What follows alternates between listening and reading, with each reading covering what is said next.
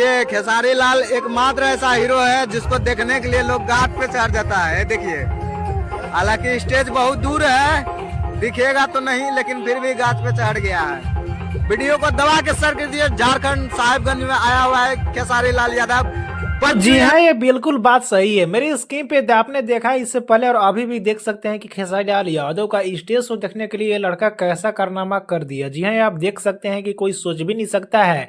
ऐसे तो आपने बहुत सारे वीडियोस रिकॉर्ड देखा होगा कि लोग टावर पर भी चढ़ जाते हैं, लेकिन आप देख सकते हैं कि खेसारी लाल यादव जहाँ पे स्टेज शो कर रहे हैं वहां से काफी दूर ये लड़का चढ़ा है। जानकारी के लिए आपको बतला दूं कि फिलहाल ये झारखंड का ही है। जी हाँ, झारखंड में आपको पता होगा कि साहिबगंज में ही शायद खेसारी लाल यादव का एक फिलहाल में ही 19 तारीख को स्टेज शो कराया गया था। वहीं पे अनुपमा यादव, खेसारी लाल यादव और बहुत सारे लोग आए थे।